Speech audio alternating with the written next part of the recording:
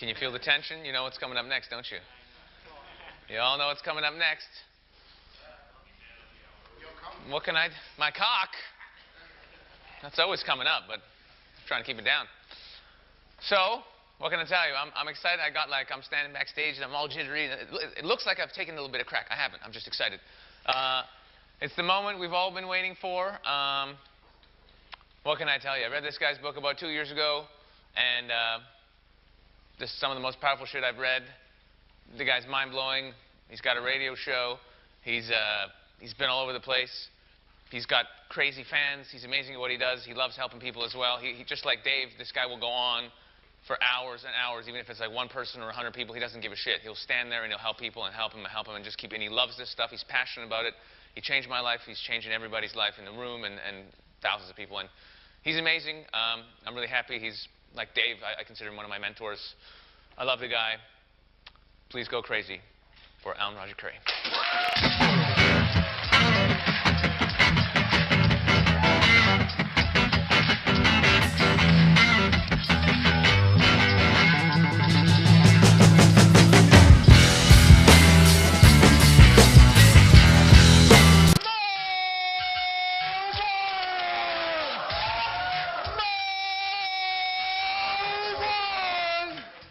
Thank you, Sasha. Wait a minute. What am I sub-communicating to you? I just had to throw that out there. That was fucking me up. I'm sorry, Bob. No, that's not going to be a running joke throughout my... I'm glad that you guys are here. I'm excited to be here. You've heard a number of speakers. Some of them are going to say things similar to me. Some of them say things that are contrast to me. You know, I never tell anybody, just focus on mode one. Just focus on what I say. I think, you know, you are an intelligent young man. You will decipher what's logical to you, what's valid to you. All I know is that, and I've been saying this term all weekend, that social programming fucks a lot of us up. This whole, we got to be this nice guy, we got to be this gentleman. How many in here consider themselves nice guys? Raise your hand. Okay. How's that working out for you? That's what I thought. How many guys have had numerous women say, "God, you're such a sweetheart. You're a perfect gentleman." How's that working out for you? Yeah, I once watched this movie where they drank this liquid. Something was in the liquid that made people less inhibited. And as a result, they were in this high-class restaurant, and once all these men and women drank this liquid, guess what? They essentially just start fucking on the dance floor. Serious, right there in the restaurant, they just start fucking. Now, on one end, I don't think we want to be in a society where if we walking down the street, people just fucking. But the reality is, at our core, we have a raw animal instinct. We want to eat. When our stomachs start growling, we want to eat. You know? And when our hormones get to kicking in, when we get horny and our dicks get hard, we want to fuck. But yet, social programming says that no, they teach us the right way to act in right situations. And I'm not saying that's all detrimental. In some cases, yeah, it is a good thing to know how to act where, you know. But at the same time, most of us guys have had so many, as I call them, layers of this social programming to the fact that our real core self, that raw animal instinct, is got all this shit just piled up on it, and it can't get through. Or you're reluctant to bust through it. And it's a bunch of bullshit. Let me ask any guy in here, do you, when you talk to one of your close male friends, do you have to think of what to say? Is there any time when you think, damn, I'm going to call my boy Frank. Damn, I don't know what to say, though. Wait, how should I say this? Okay, do you want to play basketball? No, wait. Basketball is a good game. No, wait, the history of basketball. Damn, I'm stressing out. You just pick up the fucking phone and call your boy and say, hey, man, you want to play hoops? But yet, when we want to talk to women, all of a sudden we get freaked out. I did when I was young. Oh, damn, what should I say to her? You know, oh, wow, should I say it this way? Will that be received in the most appropriate manner? And what I came to realize was that was a bunch of bullshit. And that's why I asked you guys who are the nice guys. See, here's what was happening to me, and some of you have heard this a number of times. I tend to repeat myself quite a few times. But I got to a point where I realized that the women who were giving me all the compliments and saying, Alan, you know, he's a great guy, he's a nice guy, when none of them sucking my dick, when none of them riding my dick. I wasn't fucking none of them. But yet the women who were like, oh, Alan, you can be an asshole, Alan, you can be cocky, Alan, you're full of yourself, basically criticizing me, was ringing my phone off the hook. So that led me to believe compliments basically don't mean shit in terms of they do not represent interest. A woman can compliment you all day. That don't mean she want to date you, and that don't mean she want to fuck you. Just means you make her feel comfortable in your presence. You're adhering to all her social programming expectations. She can predict your behavior as a result, and that makes you a nice guy. But see, when you start exhibiting behavior that's unpredictable, that she doesn't have that mental, as I call it, her mental file cabinet card, all women got it. We do too. You know, we pull out the card, somebody says, hello. Pull out the card, hello. How was your day? Oh, it was fine. How's the kids? Oh, the kids are great. Hey, young lady, I want to put my dick in your mouth. Whoa, shit. Where's that? You're an asshole. Shit, I got to find the car. I got to stall while I find the car. You're a jerk. Where's that card at? He said he wants to put his dick in my mouth. Ain't no card for that. That's unconventional behavior. But that's real behavior. Half the time I don't use these things, but Sasha teased me so much because I'm long-winded that I only put together PowerPoints to keep myself on track, so I won't talk for 13 hours. It all starts, what do you want? What do you want? Can that be sub-communicated sometimes? I guess. You see me going like this? You assume I got to use the bathroom, but I'd say it's simpler to just say, where's the fucking bathroom? I got to go. What do you want? Everybody wants something. It kills me when I hear guys, both men and women, saying, I'll say, ask a friend, why were you talking to that young lady? Oh, I didn't want anything. I was just talking to her. That's some bullshit. What the fuck? Who does that? Just talks to people for no reason.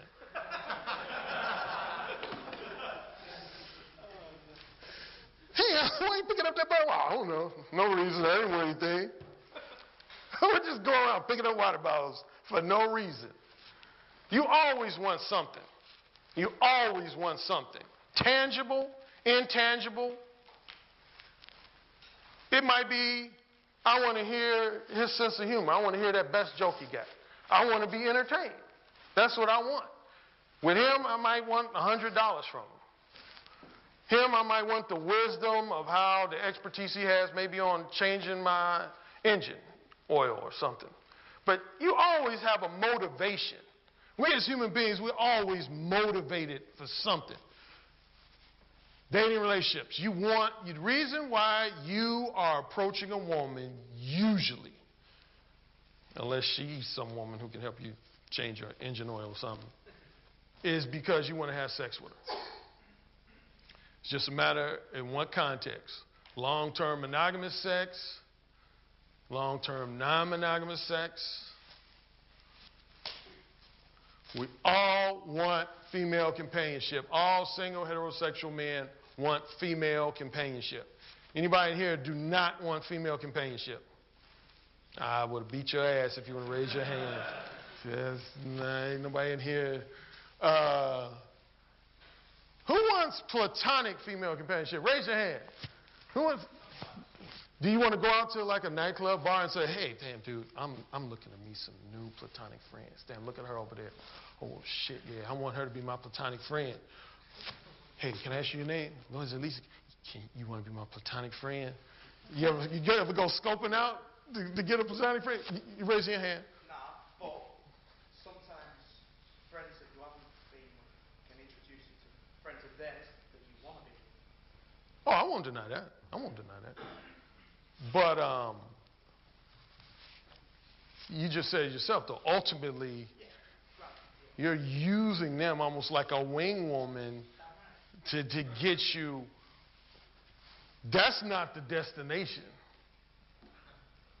You're just looking for a means to an end. That's not the destination. Very few men, that's one of the differences. Now, women, many times, they will seek out platonic male friends. They like to be entertained. You know, if some guy fucks them, ain't called them back, they want somebody to be a listening ear. You know, that guy, Jared, he's such an asshole. Billy, are you still listening? Yeah, he is an asshole. Yeah. He's a jerk. You shouldn't go out with guys like that. He was fucking my mouth, right? And I said, please don't come in my mouth. He came in it anyway. He's such an asshole. Knowing good and well that Jared is being his listening ear. Is Jared going to ever get the pussy? Raise your hand if you think Jared going to get the pussy. Jared ain't going to get the pussy. The guy she called an asshole, I guarantee you he will fuck her again. He will fuck her again. Men don't seek out platonic.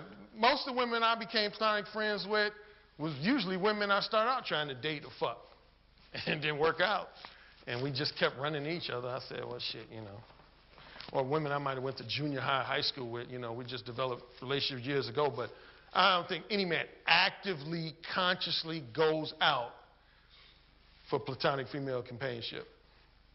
You want women laughing at your corny jokes, or you want a woman sucking your dick? Between those two, raise your hand if you want to laughing at your jokes.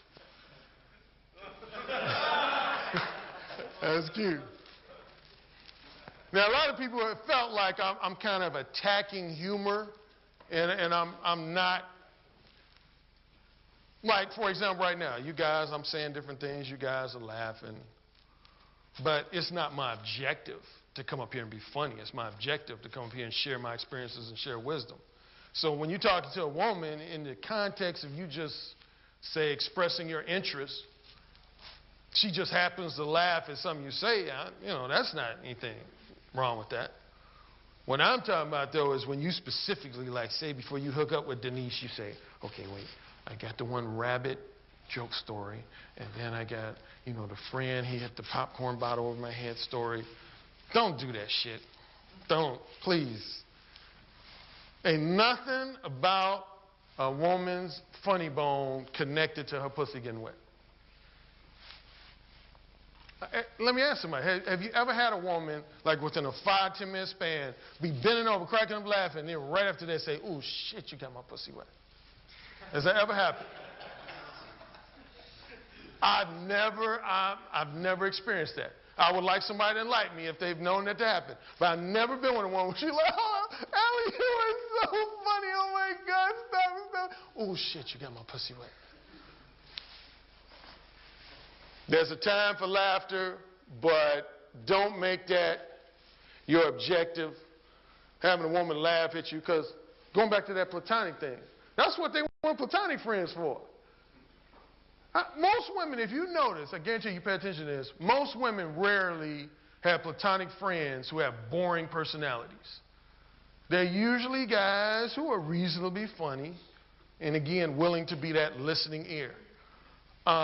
Listening ear. Do you want to be a woman's dependable listening ear or a woman's dependable orgasm partner? A lot of guys tell me, they say, man, I was talking to, you know, Janet on the phone for 3 hours. I am in there. Yeah. I did my phone close. And then I was on the phone. Well, what were you talking about? Oh, yeah, she was telling me about Biff. You know, he used to fuck her from behind and shit, and she didn't like the way he slapped her ass. And I was like, yeah, that guy's an asshole for slapping you on the ass. I would have just softly caressed it, and God, I think I'm in there. We're having the second conversation. Well, she started telling me about Biff again, and she was talking about how when she sucks his dick, you know, it like starts choking her. And, you know, I was telling her it's not that bad. Women will talk to you for hours about shit that ain't got nothing to do with them being interested in you. Talk to you about you don't have to be other guys. It could be draperies, their dog, what their dog did, whatever. Women, a lot of times I've had women confess to me, a lot of women like talking to men more than they do their girlfriends. You don't want to be a male girlfriend. It's the worst thing you could be. As I was mentioning, different types of sex you want. You know, this is the dumbest thing that kills me when I hear from women. When women say, you know what pisses me off about men is that all they think about is sex or all they want is sex. Duh. Oh, okay, let me ask you guys this question. Think about all the women you're attracted to physically. You thought about dating them. You thought about having sex with them. And now just think of one thing different. All of a sudden, instead of a vagina, they got a dick. How does your behavior change? I mean, of course we want sex. That's why we have penises and women have vaginas. It's because we want sex. That's what dating is about. It made me feel good because, you know, a lot of people try to get religious and conservative with me. But I was actually in a church in Los Angeles where the preacher even said, God did not put man and woman on earth to be platonic friends. Seriously. Preacher said that. When he said that, I've quoted him since, obviously, here. I ain't never let that quote. Because I feel like if a man of the cloth is telling you, basically, you're here to fuck. You ain't here to watch reruns of, you know, Magnum P.I. together. That's what it's all about. I mean, of course, you want to enjoy other moments. I'm not saying you're going to spend 24/7 having sex. But it's just like the reason you have a job is because you want a paycheck. There's other benefits and perks of having a job. But would you show up for work if you weren't getting paid? Anybody? It's ultimately about I said it yesterday with Gordon Gekko. He said, all the business is all about the bucks. Everything else is just mere conversation. Dating and relationships is all about sex. Everything else is mere conversation. Some people want long-term non-monogamous. That would be like an open relationship. Anybody would desire an open type relationship? Okay, got a few hands. That's becoming more and more popular. The formal term is polyamorous dating. You'd be surprised. There's more women who are down for that than some guys would think. Short-term monogamous. That's what a guy is called, instead of being called a womanizer. How many of you heard the term serial monogamous? That's what a serial monogamous is. He's the guy, he doesn't have multiple partners. He just dates Linda for 3 months, fucks her. Then he dates Janet for about 4 to 6 months. And, you know, that's what some guys want. That's what some women want. Then short-term non-monogamous. Now, honestly, this is, women are probably most resistant to this of all the 4 different types of sexual relationships you can have, because women don't really like temporary short-term dick. If women want to be sexually satisfied, they want to be sexually satisfied over and over and over again. They don't want to be made to come and then just easily dismissed. Stop suppressing your natural born sex appeal. Some guys think that I'm not sexy. Oh, well, some guys were born with charm and sex appeal. We all were. We all were. At our core, we all have everything we need to attract the opposite sex. it would be a cruel joke of humanity if we were just put on this earth without the tools to reproduce ourselves. But again, that social programming starts coming over us, getting layered and layered, and that's what drowns out our natural born sex appeal. Every guy in here, trust me, you have it.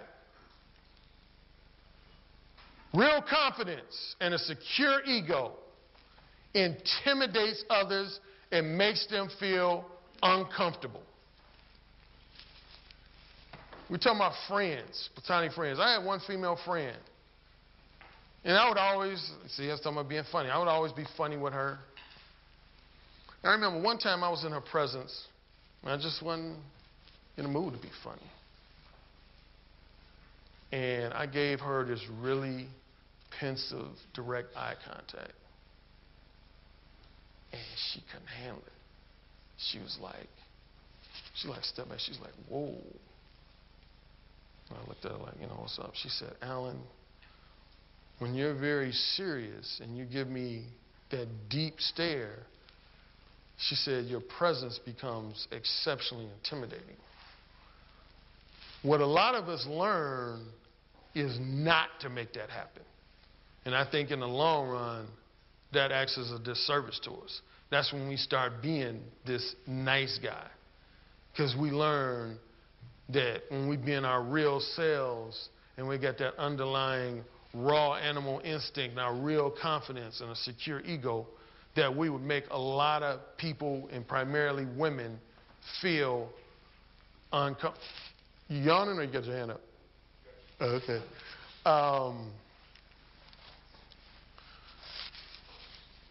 Write that down if you need to. Could you just repeat what it said? I can't see it. You said what? Could you just repeat what it said? Oh, okay. Stop trying to get every woman you meet to like you. That's when you're on your way to being perceived as Mr. Nice Guy, and you just inviting women to put you in the friend zone. Is when you are just all about getting a woman to like you.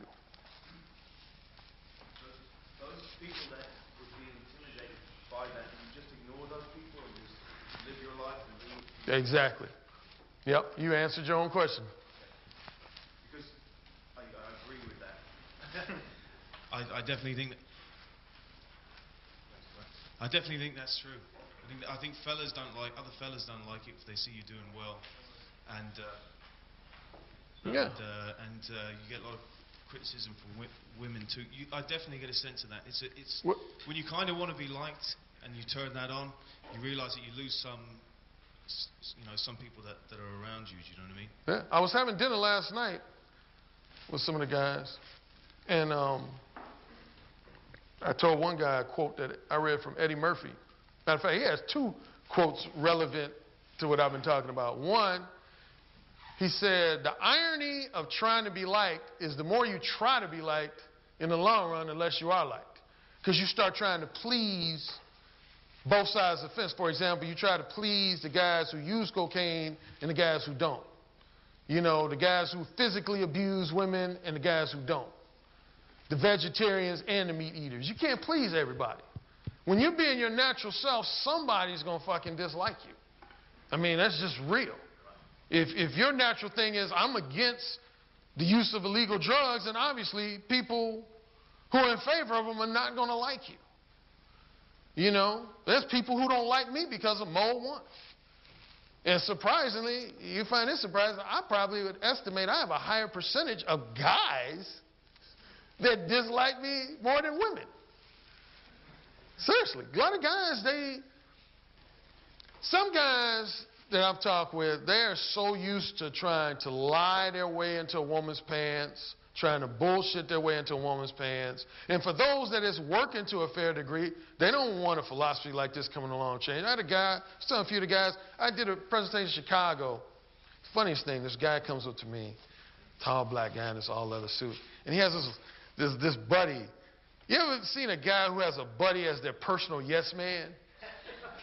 This guy comes to me, he says, hey man, I want to tell you, that was a pretty cool presentation, but you gonna fuck up the game. And this little bitch was like, yeah, you gonna fuck up the game.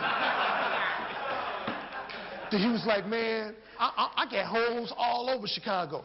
Yeah, he got hoes all over Chicago. He said, man, you talking about this honesty? Now you telling me with all my 13 hoes that I got all thinking they my girlfriend, I'm supposed to tell them I'm fucking other women? I was like, yeah. He said, man, that's fucked up, man. Yeah, that's fucked up.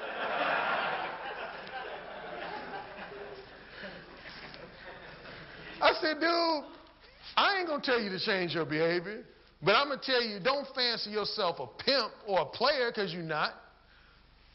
What pimp is lying to their hoes? Anybody know a pimp that lies to their hoes? I ain't never heard of that. That's like an oxymoron. No true player lies to women. They might not necessarily volunteer the information, but when asked, they ain't gonna lie about it. I've never personally, I always let women know I'm fucking other women. I ain't never tried to do that thing where I'm fucking 3 different women and leading them all 3 to believe they're my exclusive girlfriend. No. If they ask me, I tell them, yes, I'm fucking. I ain't gonna give them names and shit. Hey, yeah, I'm fucking Denise Jackson down the street, because that woman might go and beat her ass. But no, I was telling some of the guys, here's a little tip if you don't know. A lot of women, that enhances your appeal. Guys have this thing where they think, oh, if I let them know I'm this womanizer, women are going to... Man, every time I've been in a stretch where I was a serious womanizer, I had pussy just being thrown at me like Frisbees. Alan, I can't believe you're fucking all these women. You're just fucking my whole dormitory. Did you know I'm now in room 213 now? I moved. You can come by anytime. That's what they're doing. I mean, because... when you fucking other women, it tells women you're desirable to other women. Otherwise, you wouldn't be fucking other women. Lets them know you're doing something right in the bedroom. Those are all bonus points. The only reason why they try to act like they don't like it is because they're selfish. I ain't mad at them for that. Women, I mean, we as men, we have our egos and we're territorial, but women are very territorial. They don't, most women, unless the really open-minded ones, they don't want to share dick. They do not want to share dick. That's why they like relationships. They don't want to share dick. I used this analogy yesterday, I think. When you need to go to the men's room, do you try to hold it in while you attempt to get others to like you? Would anybody in here, if they had to use the bathroom, be like, damn, I got to use the bathroom, but dude, he might think I got a bladder problem or something. I don't want him to think that, so I don't know. I'm just going to sit here and suffer because, man, he might think. You are going to get up and use the bathroom. When you're hungry, do you go to a restaurant and attempt to get the chef and the waitstaff to like you? I mean, yeah, you might be pleasant with them to a degree. But the bottom line is, when you're hungry, you want your stomach filled. All the other stuff is mere conversation. It's all about getting your stomach filled. It ain't about leaving there, the restaurant, winning the Mr. Popularity. Women can like you, but never choose to have sex with you. How many guys can think of at least 5 women they know that like them? Raise your hand. Dang, there's some guys not raising their hand. All the women don't like it. No, but let me ask you, would you say an above average percentage of those women who like you, have you fucked them? Oh, okay, we got a couple. Was that your specific objective, those who just raised their hand? To be liked? Or is that just a byproduct? Okay. Yeah, women can like you, but there's no direct connection to them wanting to have sex with you. On the flip side, women can think you are an ass or a jerk and still want you to fuck them. How many guys have you either known personally or you just are casually acquainted with that was always being called an asshole, a jerk, egomaniac, but he was still getting a lot of pussy? Raise your hand. I see that happen all the time, including with myself. Just because a woman call you asshole. See, number one, both of those terms are highly subjective. What the fuck is a jerk? I mean, seriously, if you go to the dictionary, it ain't going to say like something real specific like, well, a jerk is someone who shows up for late 3 times a week and misses 2 child support payments and hasn't had a job for 6 months. That's a random, subjective, similar to us calling a woman a bitch. Asshole. When you usually call them names, it's because, again, social programming. You're not adhering to the social programming that women want you to and expect you to. So quite naturally, anything that goes against their expectations, what they may be accustomed to, you are an asshole or a jerk. But a lot of guys still get the pussy when they're...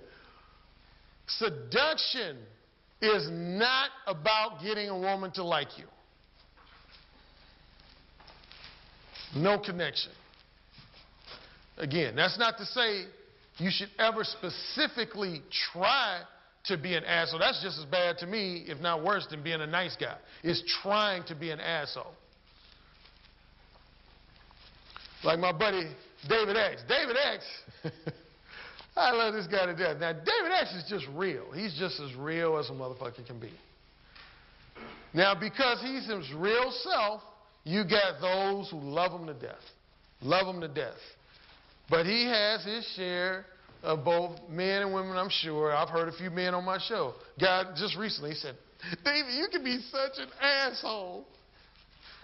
Because David called the guy pussy. He's like, you're a pussy.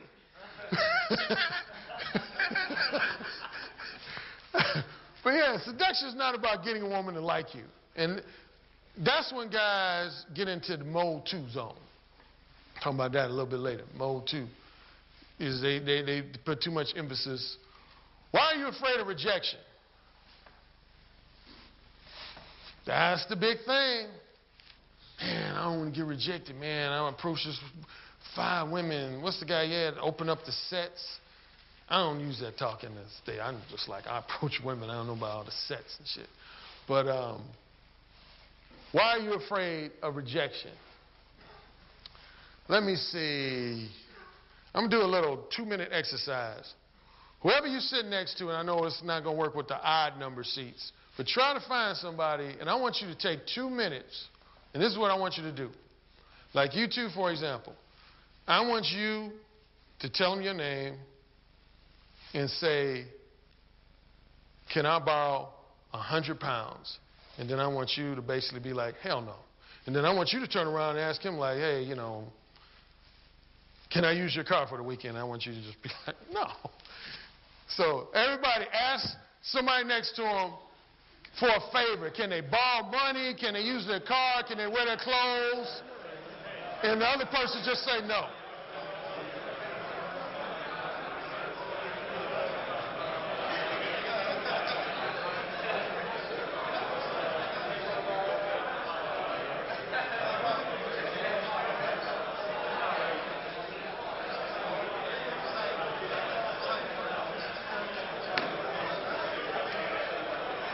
About 30 more seconds.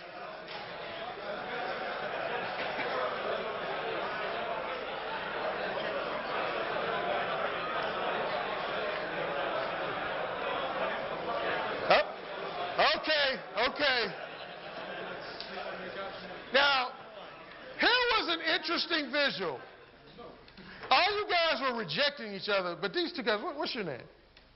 Yeah, what's your name? My name's Leyland. Yours? Jacob Lehman. They were shaking each other's hands while they were rejecting each other. I mean, they were just smiling like, hey, man, no, hell no, you can't use my card. No, man, you can't borrow money. They were just enjoying it. Now, just now, you just got rejected.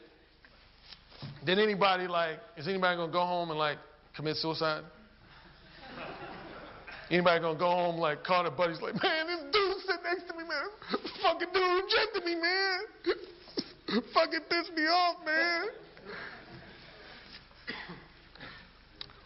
Rejection has as much meaning as we give to it.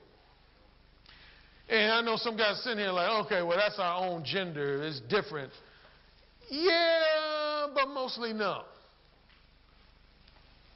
That's one of the things I tell guys about Mode 1. You would think the thing that addicted me to Mode 1 and got me starting to be Mode 1 was the times when I got women to, suck my dick 20 minutes after I met them or something. I like them successful, now see, I was going to make a misnomer.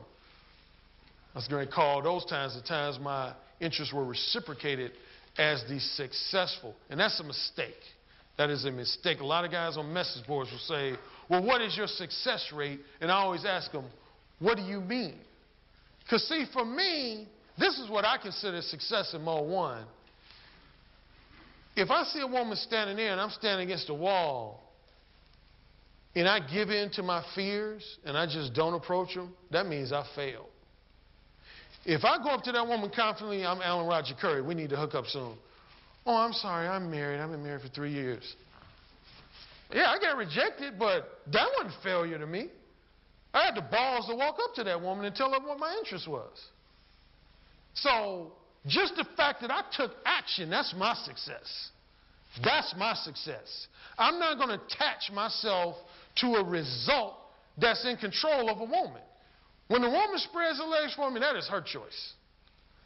I can help influence that, but I can't control it. Anybody familiar with a guy named Stephen Covey? Stephen Covey wrote a wonderful book called The 7 Habits of Highly Effective People. Great book. If you've never read it, I would say it's worth reading. But 2 of the things you learn in there is about the difference between goals and objectives, the difference between control, indirect control, no control, and the difference between control and influence. It is in my power to get down on the floor right now. I saw somebody doing push-ups earlier when Bad Boy was on stage. Yeah, I like it. That was you? Yeah. Feel a little stronger there? Yeah. That right hand was a little stronger, wasn't it? I'm fucking with you. Hey, but some people jack off with the left hand. Yeah, if I get down and do 50 push-ups, that's in my control. That's direct. Now, if I say I would like you to do 50 push-ups, if you did it, you can say I influenced you. Same with a woman. You might have some degree of influence, but ultimately, that's her decision because that's out of my control. I don't worry about that shit. I don't attach myself to it. That's not to say I don't want my interests reciprocated. Of course I do. But I'm not going to, again, attach myself to that. But so many guys get hung up on this. What I'm going to tell you as I go on in the presentation is that in the long run, that's actually a good thing. I like abrupt rejection. I really do.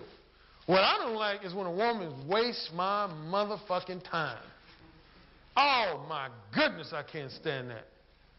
When a woman is giving me the impression she got some degree of interest, and I'm naive and foolish enough to take her out on 3 dates and talk to her on the phone for 15 hours, and then she says, Alan, we had such a great time the last 2 weeks. I mean, you took me to the finest restaurant in Chicago, and, you bought me that one gold bracelet, but I'm not really interested. I'm sorry, we don't have any chemistry. No, just tell me no from the get-go. But rejection is not an indictment of how unattractive you are or how undesirable you are. Rejection simply means that a woman is not the right romantic and/or sexual companion for you. Simple. If I go to a Chinese restaurant looking for pizza and they don't have it, that ain't got shit to do with me. He's looking for the mic. Who got the microphone? Who? Okay. What do you do in the case of rejection? Myself, I've been angry with them in the past. Let's be friends, or rejected. I spent hours with them, hours on the phone. You spent hours? You detached yourself, but I've just clearly been angry with them. Oh, I can relate to that. I can relate to that. You saying you invested some time. I've invested time and been decent. Yeah, see, I understand that. Yeah. And that's what I'm saying. Can you When you invest, he said, what if you're angry basically after you've invested time, talking to a woman on the phone and doing whatever. And that's part of what mode 1 is about, preventing and avoiding. You wasting that time. Because that's when, honestly, when I feel pissed. Whenever I've been mode 2 with women, and I've invested a lot of time either talking to them on the phone, taking them out on dates, and then it didn't lead to us either in a relationship or fucking casually, oh, man, I was pissed. I didn't let them know that, and most guys don't. They'll be polite when they're in a woman's face, like, oh, yeah, it was a great time. Hey, got to meet you anyway. You go home like, fuck. Some bullshit, man. Fuck, man, I was on the phone with her every day for fucking 3 weeks. Yeah. Didn't get a hand job, nothing. That's some bullshit. And see, then we deflect. We don't tell you, but we're like, she's a bitch, man. She's a bitch. And see, then you start slowly going into the mode 4 zone. I'll get on that a little later. You just start saying, man, all women are fucking bitches. But what I've done is I've told them that, and I call it giving them a round of fucks. You said what now? I call it giving them a round of fucks. I've just told them that. I've told them off verbally. You hold them off That's what I've done when you said she's a bitch. I've told them directly. Mm-hmm. Oh, you told them that directly? Trying to get the last word in. Oh, yeah, see, that's what a mode 4 guy does. Yeah, I call it a giving them a round of mode 4 guy tells a woman in the face, you a bitch. Fucking, I took you out on 5 dates, and I spent like 300 pounds on you, and you a bitch. That's my confidence, what I do, yeah. I've stopped it a bit recently, but... Yeah. You said just recently, like Friday, huh? I'm fuming. Hey, every guy in here can relate to that. Alan, do you ever slip into mode 2 because of, well, you're sort of... No, I mean, because I don't know, I get quite scared of how a girl looks, that she's really beautiful, and then I slip into mode 2, hopefully not mode 3, but to maintain mode 1, you really need character, and I'm wondering if you ever do slip into mode 2. Trust me, being the author of mode 1 and the 4 modes of verbal communication, I can tell you in over 20 years of being mode 1, that it wasn't like it was just one day where I stepped over to the mode 1 zone. I said, hey, I'm here. Yeah. You know. But now I challenged. What always brought me back is that every time I began to doubt mode 1, the effectiveness of mode 1, which happened quite a bit. See, this is when it would happen with me. I'll tell you exactly when it would happen with me.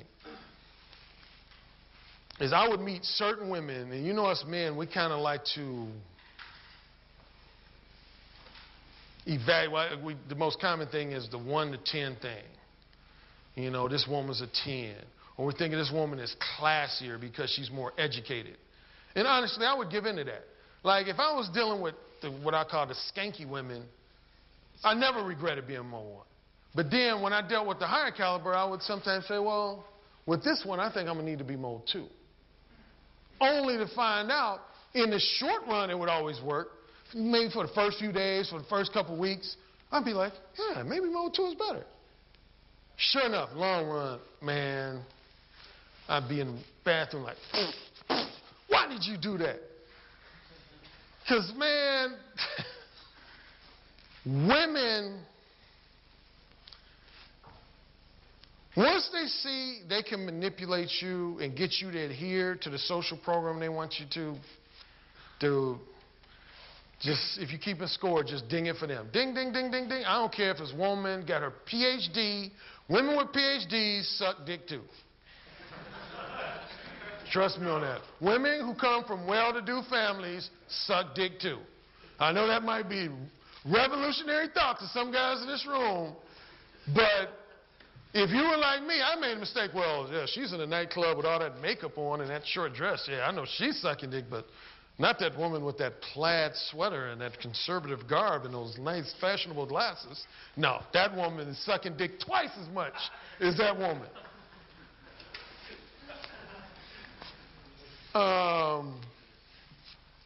Do not argue with rejection or try to fight it. Just accept it and move on. One of the biggest complaints I get from women that I have to agree with is guys being rejected and they not giving up. To me, the only time you should be persistent is when you get resistance. But if you approach a woman and she says, looks you dead in your eye, and is like, I'm not interested in you, leave her alone. Just leave her alone. You know, the most attempt at persistence you should do is maybe give her a card with your number in case she change her mind. But I would not be like, oh, come on. Now, if you really get to know me, I can show you different sides of me. No. If she says, I'm not interested, uses those words, I'm not interested, leave her alone. Now, some guys assume things are lack of interest, but they're not. Like, if you approach a woman and, I don't know, she said, you are so cocky. I don't date guys like you. That's not, I'm not interested. I always listen for those words. I'm not interested. If I don't hear those words, I'm going to keep on talking. If she starts pointing out attributes like, you know, you're too straightforward and you're too sexually explicit, that still is not saying I'm not interested. Until she looks me in the eye and says, I'm not interested, I'm talking. But if a woman says I'm not interested in it, don't try to hit the microphone. What if she says, I'd never be up for that, or, you know, I'm not interested but still appears quite flirty? Do you just kind of like push on until, you know, it's really definitive that, yeah, she's definitely not interested? Well, or, you use the word flirty. If a woman's being flirty, like, oh, I'm not interested. You know, she's like still in your space. Like, she's not fucking walking away or nothing like that. I would say play with it. Just play it until, you know, it's definitive. She's definitely, now, if her body, here's the deal. You're going to hear me use terms congruent and incongruent. Most people know what that means? Anybody not know what that means? Say that again, please. Congruent and incongruent. That's one of the number one things I look for when I'm talking to a woman. For a woman to be exhibiting congruent behavior means what she's saying is being supported by her demeanor, her body language. For example, if you're trying to fuck a woman and a woman says, no, stop, that's congruent. Incongruent would be, no, stop, no. Basically like, yeah, continue to try to fuck me, but her words are saying, no. See, a lot of women that do that, man, when it comes to sex, man, and I have a keen sense of incongruent. Matter of fact, that's sometimes I purposely like, you know, guys, that's what I'm talking about, my triple X-rated approaches. It provokes that. It allows me to see that. Because women, their incongruency will come out so much because they'll be like, you're an asshole. You're a jerk, but they'll be stepping towards me. You're a jerk. You're an asshole, putting their tongue in my mouth. I mean, incongruent behavior. But yeah, when a woman does firmly reject you, just leave it alone. Just like ask, why are you afraid of rejection? Why are you afraid of subjective criticisms? What's the difference between an objective criticism and a subjective criticism? Objective is direct, meaningful. Spot on. Subjective is opinionated. Objective criticism would be, John, right? John, if I'm your boss and you sign an employee handbook and you mutually agree to show up for work on time every day, and I see that you come to work 15, 20 minutes late, at least twice a week, every week, and I criticize you for it, what would that be? That would be a subjective? That's objective. Yeah. That's an objective criticism. Objective criticism, in a nutshell, is when I criticize you for behavior that you yourself has agreed to adhere to, or you yourself has criticized. Like, if you criticize guys who smoke, you say, man, guys who smoke, I don't know why they fucking smoke. And then one day I catch you with a cigarette in your mouth and I criticize you for it. Objective criticism. You know, I'm basically saying, how you going to be doing that? Now, subjective criticism would be like, if I criticize you for wearing yellow shirts twice a week, did you ever tell me you wasn't going to wear yellow shirts? Then what the fuck am I criticizing you for? That's my opinion. Because I don't like yellow shirts, I'm going to criticize you? That's what a lot of people do, though, men and women. We offer these subjective criticisms. Well, I don't like that guy because he got a high-pitched voice. Like his voice is supposed to please you. The fuck? Man, you see that dude, that fucking ponytail? I don't like dudes with. What the fuck, so? It ain't his job to wear his hair the way you fucking like it. Women, man, that's one of their number one weapons. They feel, and this is from their own mouth, most women feel like they can break all of you all down with subjective criticisms, such as you're an asshole and you're a jerk. And they're going to watch to see how you respond. You're like, no, I'm not. Please don't call me that. They're like, he's a bitch. Seriously, they're like, he's a pussy. It's like a bully, you know, when bullies do like that. Women in their own way do that when they criticize you, like, yeah, you asshole.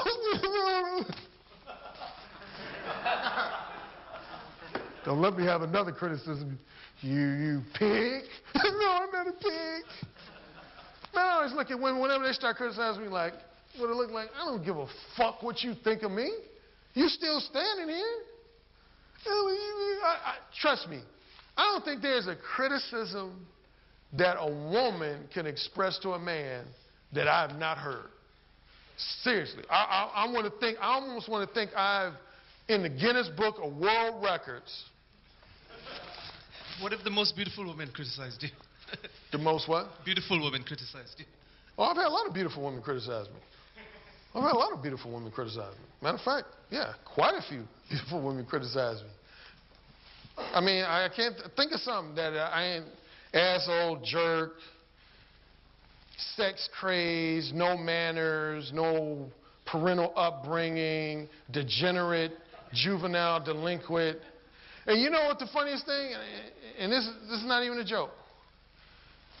95% of the women who gave me the harshest criticisms was the ones that my dick ended up in their mouth. Criticism sounds like a good thing. Oh yeah, I tell guys that. I say when I do coaching in class and guys say, hey man, I don't want women to think I'm an asshole. I'm like, no, yes you do. What you don't want women to think is that you're a nice guy. That fucking scares me. Asshole don't scare me. When a woman says, oh hell, you're so sweet, I'm like, oh shit, ow, what did I do wrong? I don't want to be called no woman's sweetheart, no nice guy. Because here's the thing, and I'll get to you 1 second. Don't confuse being a nice guy with a good guy. When you're being upfront and straightforward with your desires, interests, and intentions, trust me, you are a good guy. Because most guys are lying and bullshitting trying to get their way in the pants. But a lot of those guys who are lying and bullshitting are using pleasant language. Their demeanor, everything about them is pleasant. So they're branded a nice guy. Who has read my book, and specifically, anybody remember page 51 of my book? I know that was like a fucking college professor. Page 51, they're like, what the fuck? I don't remember the page number. No, on page 51, I specifically tell you what in Latin and what in Middle English, what nice is. Nice comes from the Latin word nesius, N-E-S-C-I-U-S, which means to be ignorant and foolish. So when a woman says, hey, you're such a nice guy, that's essentially in Latin saying, you are so ignorant and foolish. And it applies, because when you're a nice guy, you are being ignorant and foolish. You're foolishly thinking that you're going to pull women being a nice guy. That's foolish. It's ignorant. But that's what it means in Latin. In Middle English, the derivative word that leads to nice means strange and lazy. So when a woman calls you a nice guy, you're an ignorant, foolish, strange, lazy guy. I don't want no parts of that. I don't want a woman to call me a nice guy. But yeah, I've been called every criticism in the book. But yeah, the women who criticize me the harshly, and again, that's what made me, I'm going to go back to something I don't think I finished. I was saying how I first became addicted to Mode 1 because of how I felt after getting rejected. I noticed when I was Mode 2 and Mode 3, I was like you. I was pissed. Every time I was Mode 2 and Mode 3 and things didn't work out, I would be pissed off. When I was Mode 1, and to this day when I'm Mode 1, I get rejected, don't mean nothing. The irony is that when you're Mode 1, most of the time the woman is the one pissed. And guys will look at that as a bad thing. They'll be like, hey man, I was Mode 1 and she walked away pissed. I'm like, and? To me, I consider that a victory, because you know why she pissed? She pissed because your Mode 1 behavior basically said to her, I'm not going to play that game. I know you want me to adhere to these social programming that I'm supposed to, but I'm not going to do it. And they're like, fuck. all these guys I manipulated in the club last night, and you're not going to play the game? You know how much my pussy is worth? This is currency. You're not going to offer me a free dinner or nothing? No, I ain't going to offer you shit but my dick. You're kidding me. Fuck you, asshole. You mean you're not going to offer to pay half my car note or something? No, I ain't going to pay shit. Fuck you, fucking ass jerk. Fuck. They start trying to think, and they make up their own criticisms and shit. You fucking table chair, podium head, you fucker.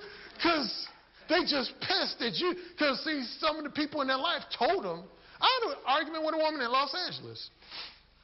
And she basically admitted everybody in her life had told her that that's how we were going to do that. It was almost like this automatic guaranteed thing. That the guys were going to adhere to her social programming expectations. And so she acknowledged. She said, yes, Alan, I get pissed when a guy won't. So when I get rejected half the time, I have a smirk on my face. Because when you think about it, it doesn't make sense. As you guys do that rejection exercise, if you, John, I'm picking on you again. Ask me for 40 pounds. Can you borrow 40 pounds? I'd like 50, please. 50? But I'm not going to give it back. No, I'm not giving it to you. Not very nice. No, pause right here. Now, you asked me for 50 pounds, and I just told you no. You did. In other words, I'm the one who got something you want, and I'm denying it. Shouldn't you be the one walking away pissed off or disappointed? Why should I be pissed? I'm the one holding the stuff with the value. Why should I be pissed? That don't even make sense. For me to tell you, no, you can't borrow 50 pounds, I won't go away like, fuck, that's some bullshit. Fuck. He asked me for 50 pounds and I told him no, fuck. This is fucking, what's wrong, you fucking asshole, man? You're a jerk. You're a jerk. Think about it. Woman got her valuable pussy. You asking for some of it. She tells you no, but she's pissed. I had to think about that. It didn't hit me. That was one of my epiphany moments that helped me deal with rejection. I was like, okay, that don't make sense.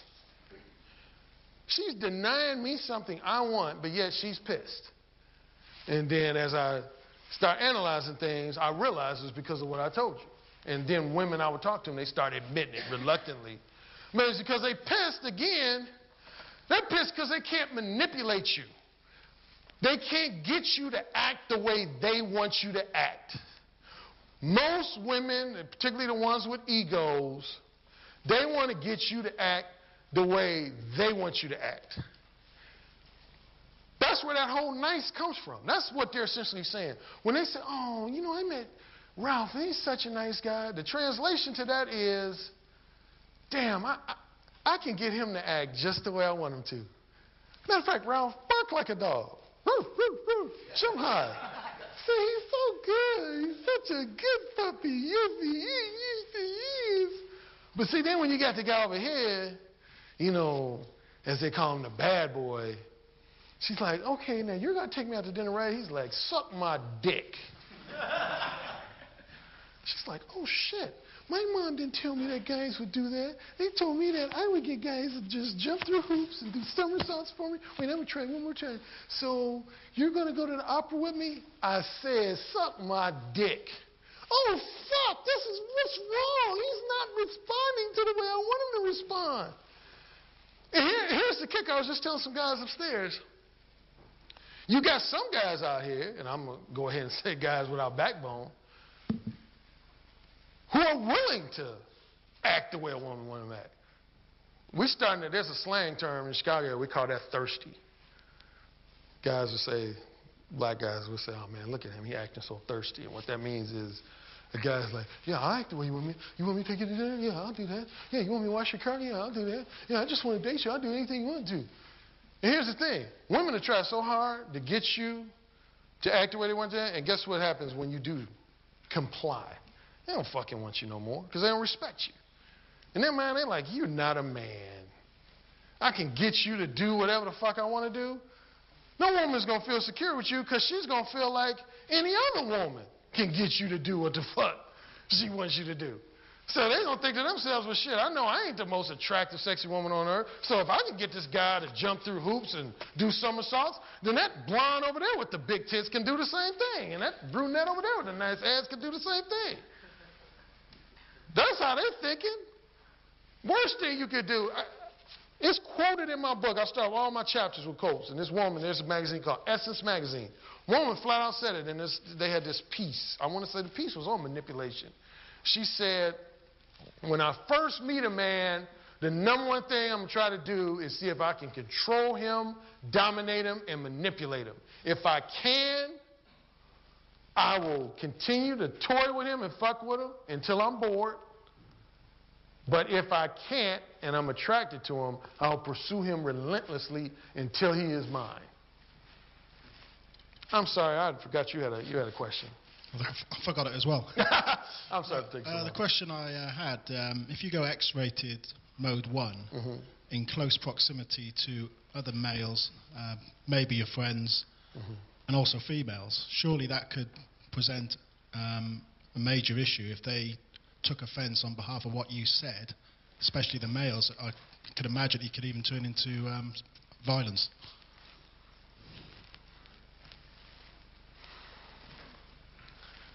I would have to ask, has that happened? Not to me, but I felt that I couldn't go mode 1 with a couple of males who I didn't really know very well, X-rated anyway. Well, number one, I want to make it clear. I want to make this clear. I made this clear a number of times. Being mode 1 is not, I want to make this really crystal clear, is not synonymous with using X-rated language. It is not synonymous with using X-rated language. This is the reason, like a lot of guys have asked me, Alan, you know, a lot of other pickup artists have examples of their dialogue and their openers and whatever. In my first couple of drafts, I had a lot of examples of experiences I had. But my older brother, Steven, was the one who first said, no, I don't think you should include that. Because he didn't want guys, continue a second, he didn't want guys trying to basically be Alan Roger Currie. That's how pickup lines get started, is when I hear something that worked for you and I say, hey, I'm going to borrow that word for word. But that might not work for me. That worked for you because it was incorporated into your personality. You know, so yeah, it just so happens, and I'll take the blame, a lot of my mode 1 approaches have been triple X-rated. But I never specifically encourage other men. You could be mode 1 without saying the words fuck, pussy, dick, and all that. You know, as long as the intent is there, you say, you know, I want to be intimate with you. That's not X-rated. But the intent's still there. I want to exchange orgasms. I want to have sex. You know? I do it, what's that old saying, a method to my madness. That's the Alan Roger Currie thing because, again, I feel like my X-ratedness, I had this analogy where I look at a woman's social programming as being in this jar in the middle of her head. And I don't want to come up with a little rubber hammer and go, shh. I want to come up with a big hammer and go, shh, where it's like just splattering all over the place, where they're like, fuck, who is this guy? He has no sense of social norms. But damn, he's getting my pussy wet. And that's what usually happens. But there are instances, I mean, I'm not always like 100% of the time X-rated. There's been times I've used what I would call PG-13 language or R-rated language, or, you know, just toned down language. My intent, though, is always the same. But the language, yeah, it will change. So I would say this. If anybody is not comfortable being X-rated, plain and simply, don't. Don't. Don't feel like, oh, well, if I'm not X-rated, that means I'm not mode 1. No, that's not true. As long as you're letting the woman know that you're talking to her because you're attracted to her and you want to share her company in a romantic or sexual manner, you're being mode 1.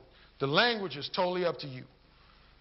Again, that's just, maybe that was the John Leslie as Jack and Talk Dirty to Me influence on me, but yeah, I just personally, I like to, you know, get that rise out of women with the spicy talk. But yeah, going back to my point on screen, subjective criticisms, man, they don't mean shit. That's when you'll be on your way to, I'm going to get to you first, I'm sorry. Actually, I just wanted to add to his question because I have actually had guys kind of like step in and start, giving me shit. Fortunately, never violence, nothing like that. But how do you adapt your mode 1 approach? What are guys giving you shit for? Are you talking to a woman? Well, see, I'm being very, very upfront. Like they'll say, so they trying to look like as David X called Sir Lancelot. Exactly. How do you specifically deal with those guys if it's ever happened to you? Well, the closest I've ever had, I talked about one of the, I think, podcast interviews with Sasha. I was in Santa Monica, California, and I was talking to this woman, and I was very X-rated. Now, she didn't have a problem with it. She was like, oh, you so bad. But what happened, she went back to a group. She was there with these 3 guys and one other woman, and she told them, I wasn't there, but I'm just assuming that she went and said, God, that guy over there, he's so nasty. And her brother came over to me. He was like, hey, can I talk to you for a second? And I was like, okay. He was like, see that woman? That's my sister. That's my baby sister. I was like, okay, thanks for the family lineage and history and sibling connection, okay. He was like, she was just informing me that you were using very, provocative, explicit language with her. I was like, okay, and? He's like, well, I just got to tell you, that's my baby sister. I was like, okay, you've expressed that. What's the specific... He's like, I mean, do you think that's really socially intelligent to just be having X-rated conversations with women in public venues? I said, I started looking for signs. I said, if you show me the sign where that's disallowed, then I will have to confess guilt, that I'm in violation of a society code. But I said, as far as I know, when I'm in this public venue, I can say what the fuck I want to say. I said, but the bigger question is, did she have a problem with it? I said, if she had a problem with it, invite your sister to come back over here and let me know that, and then we'll take it from that point. And I knew she didn't. And that shut him the fuck up. He was just like, well, I just want to tell you, if you want to know my opinion, I said, I don't. And then he walked away. But I don't understand. I mean, I guess it could happen. Obviously, you're telling me it's happened. But I don't even understand why a guy would be trying to interfere. I think it's jealousy. That's what I asked earlier. Fellas do tend to jump in and try and... Well, yeah. Well, see, we call that in the States, the brothers call that player hating or just hating. That's the thing. They say, oh, man, look at him. He's hating. He hating. Because, again, that's them guys. There's a lot of what I call Mode 1 haters. Some of these guys that are in here have been on a couple of message boards I've been on. And most of the guys on the message boards have greeted me fine and been really cool with me. But I've had guys on message boards just, oh, man, they be hating. Oh, and Mode 1 is garbage, man, you know. You can't just go up to 20 women and say, I want to fuck you, I want to fuck you. I said, I'm never going up to 20 women. I want to fuck you, I want to fuck you, I want to fuck you. They say, Mode 1 does not work. And it means you're an asshole. Man, again, I would say this. If you think, the most important thing is you, to me. That's number one. If you're uncomfortable using X-rated language, I would say don't use it unless you're in the moments when you are comfortable with it. Yeah.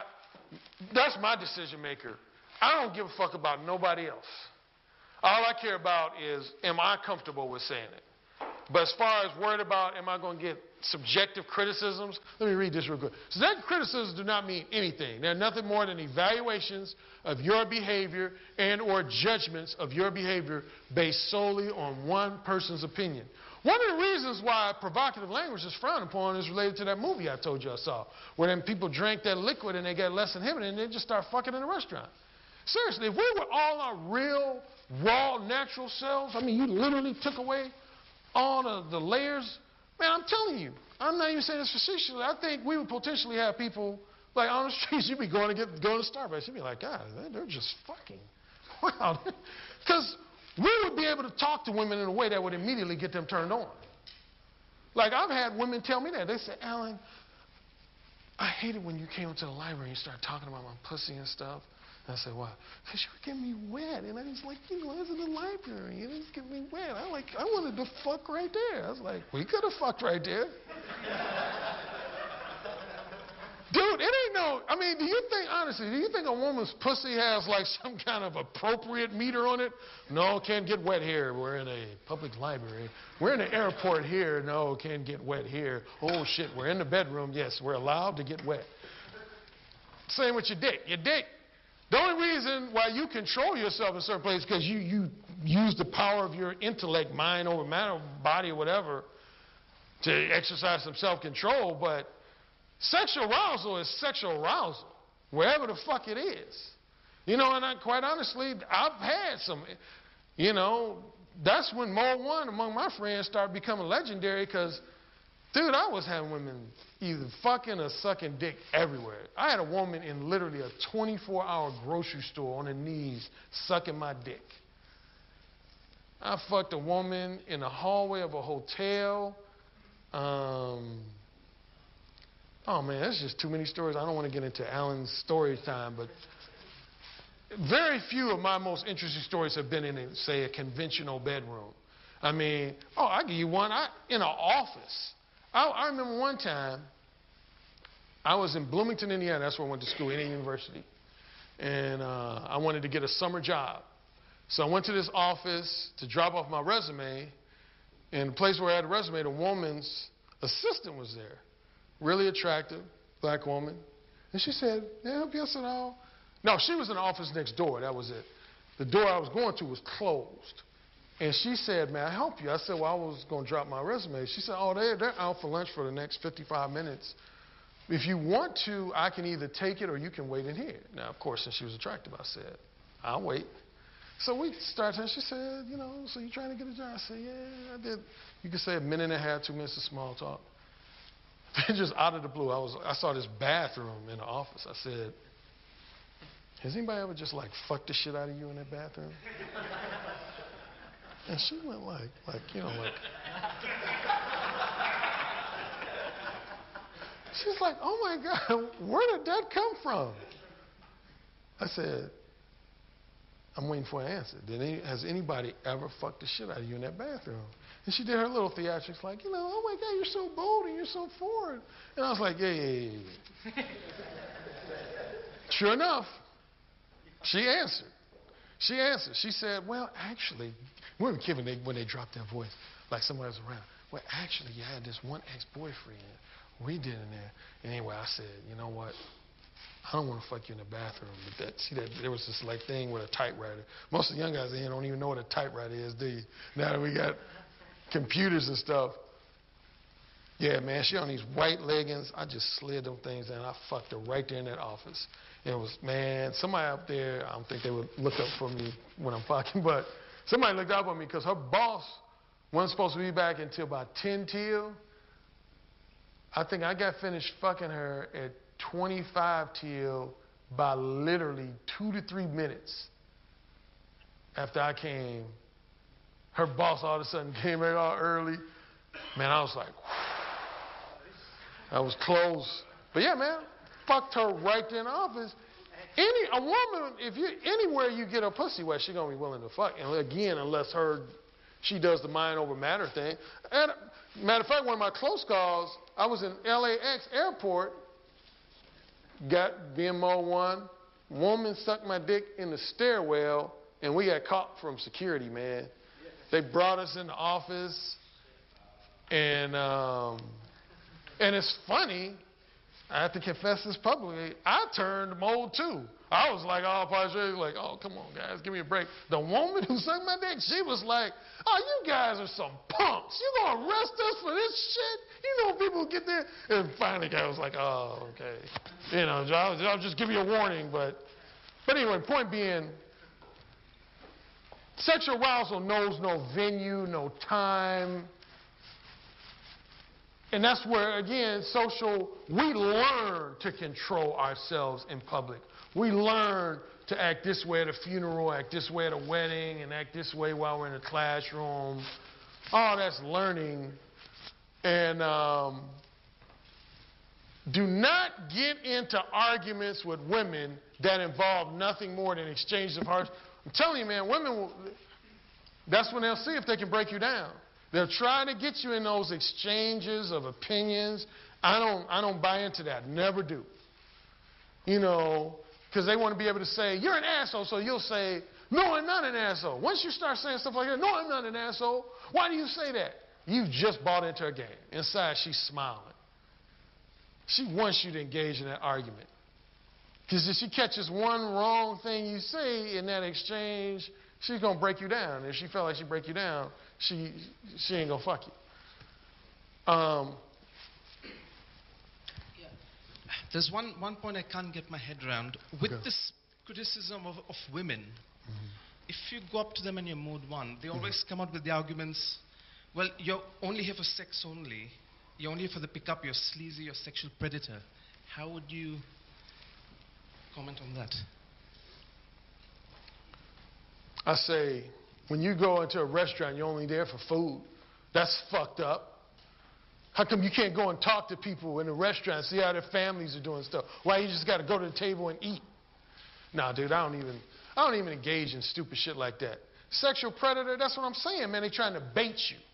Women will try to bait you with personal insults and those types of subjective criticisms so you can start defending yourself.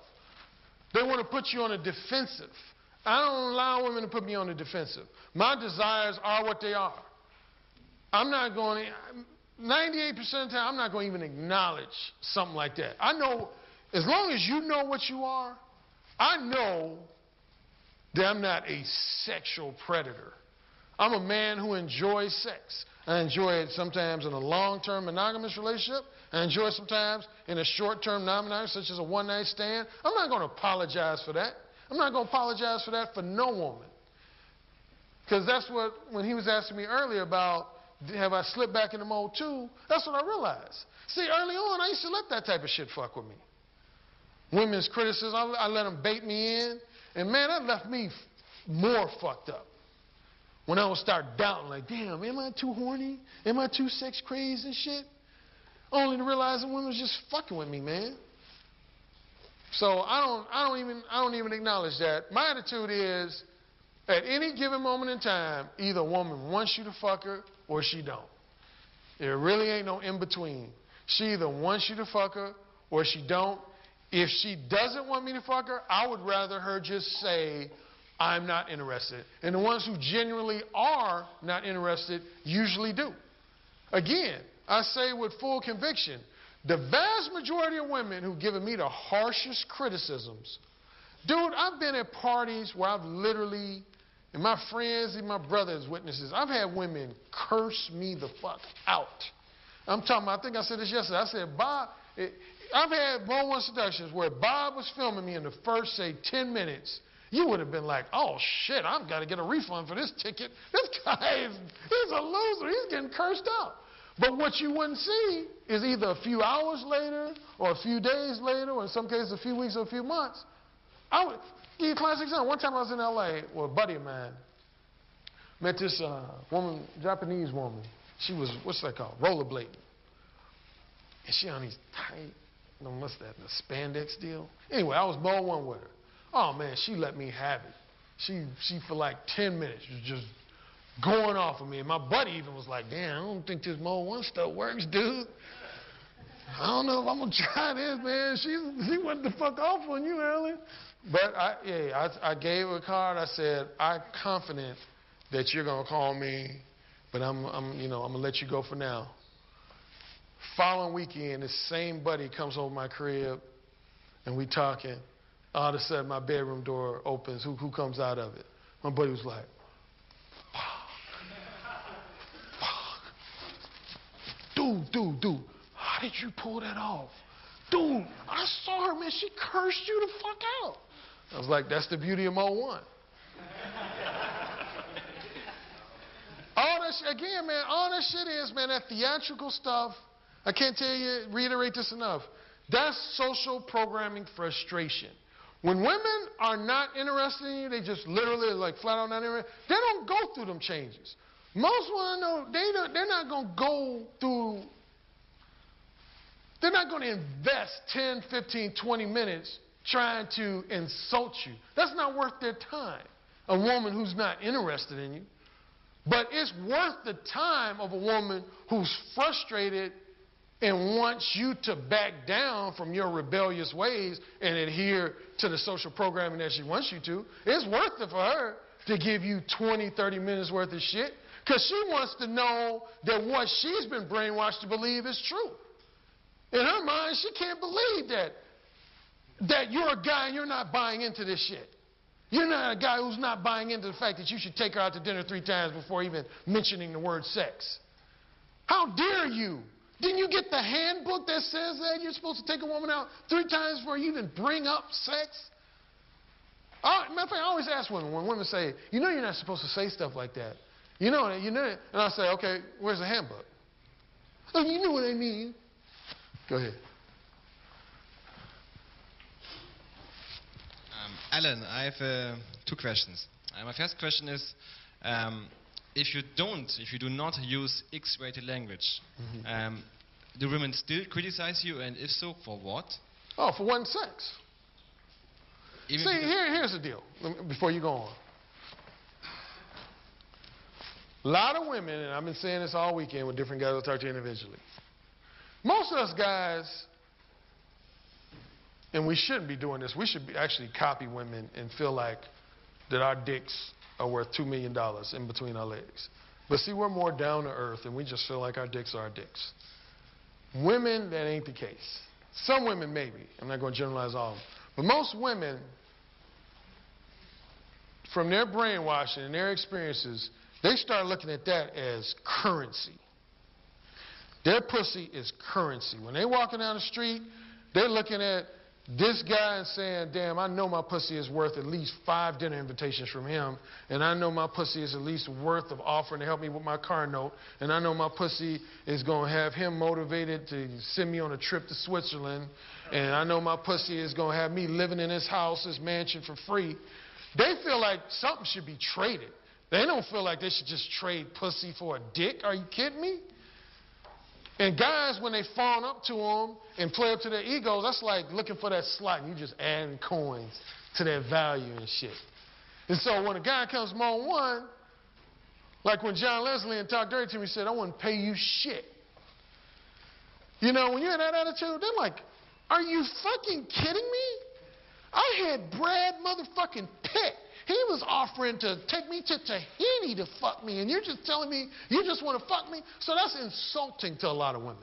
That you just are like, you want to fuck them, and you ain't trying to offer them shit for it. Women are like that. Some women, the more manipulative types, they can't even fathom it. They're like, how dare he even suggest fucking me without offering me something of great value in exchange? Finish your question. Okay, thanks. Second question is, let's assume that you went X-rated mode 1 on a woman and she got harshly criticized and she blew your dick in the end. What happens if you see her on a more regular basis? Just how does your communication evolve? Like, does she keep criticizing you? Do you keep dominance, or do you like turn to a normal long-term relationship in case you... Oh, yeah, I'm X-rated in all my long-term relationships. That's another reason why I'm X-rated, because I feel like if a woman is not responding to my X-rated stuff, what's the point of me dating her? I mean, it's like, I love chicken wings. If a woman tell me she can't cook chicken wings, she don't like them, what the fuck I'm gonna date her for? And the X-rated thing, man, see, I don't want to criticize no other presenters. I didn't agree with a lot of stuff that Yad was saying. But if there's one thing he mentioned that I will piggyback on, he said something about pushing boundaries. You might familiar with Dave Chappelle, the comedian? He was on there. They have a show I love. I don't know if it's still on, called Inside the Actor's Studio with James Lipton. And he was on that show. And James Lipton said, you know, you're a very funny comedian, but honestly, a lot of your humor crosses the line. You've been criticized by influential people for crossing the line. What are your thoughts about that? And he said something really simple that I agree with. He said, well, the first thing I need to know is where that line is. How you know you crossing the line until you know where the line is? And see, that's where men make the mistake. When I was cracking a joke about the nightclub skank versus the woman who looks all highfalutin, a lot of men tend to assume a woman because she's conservatively dressed and looks well educated and speaks real articulate that oh no, she can't be real kinky and uninhibited. And I've come to realize by pushing my verbal boundaries that that's some bullshit. I've had some women, if I showed you pictures of them, you'd be like, no way, she's such a dick. No, not this conservative, prudish librarian type. Yeah, that woman. And that was coming from me. I say this, put it simply. I would rather go this far and potentially slowly tame it back than to start off real conservative and never get a second chance. Because with a woman who wants her moment of freakiness, if you come out with a conventional, cautious conversation, you ain't gonna get no second chance. All you gotta do is read, like David X talked about, he has a lot of his clients read romance novels. I'd be similar, but at the same time different, and say, read some women's erotic fantasies. You'll learn a lot from that shit. See, when I was young, I used to think, well, why would a man want to read? Shit. Better than any psychology book you ever read. You'll find that when women, particularly their interest in casual sex, women want a guy to just take the pussy. They want a motherfucker that's bold. Ain't no erotic fantasy I've ever read where it was a guy approached me and he was gentlemanly and then he held me a flower. It was shit like, I was on a train and I was bending on to get a cup of wine and this guy just came and lifted my skirt out and just ripped them off. And now I'm not suggesting you do that, but I'm saying the general nature of mostly women's erotic fantasies is they want a guy that's confident, that ain't gonna, play up to them and do all the conventional shit. And that's one of the reasons why I'm the way I am verbally, man, because I've come over the years to know what effect it has on them. And my attitude is, even if I don't fuck them, trust me, that shit leaves an impression on them. Women, like for example, there was one woman I was more one with, and this is a woman I didn't fuck.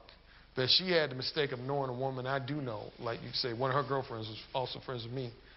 Do you know this woman rejected me, but yet told her girlfriend that she masturbated to the way I approached her? What's that about? God, you're an asshole, and I will never date you to the last man on earth. Oh, shit.